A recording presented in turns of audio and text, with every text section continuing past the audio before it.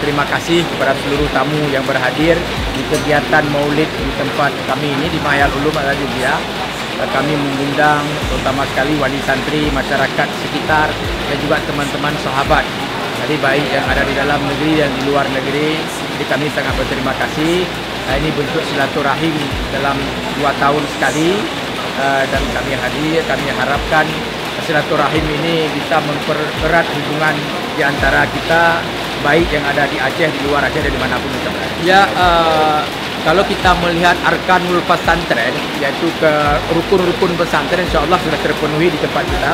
Ada asrama, ada masjid, ada kiai, ada santri, ada tengku, alhamdulillah semuanya fasilitas itu sudah ada.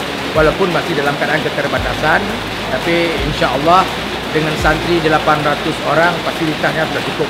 Ya, maulidnya 2 tahun sekali. Kenapa? Bisa dijelaskan kenapa gitu? Landasan kami melaksanakan maulid 2 tahun sekali ini karena biasanya pelaksanaan maulid ini menghabiskan waktu persiapan oleh anak-anak ini sampai kadang-kadang 1 bulan. Jadi membuat pendidikan mereka berkurang.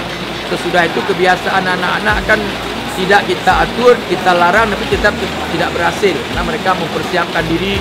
Ada baju seragam ini dan sebagainya. Jadi karena orang tua yang bermacam-macam latar belakang ekonomi, maka kita buatlah 2 tahun sekali. Jadi jangan sampai 1 tahun sekali, 1 tahun sekali sayang orang tua dalam membekali anak-anaknya.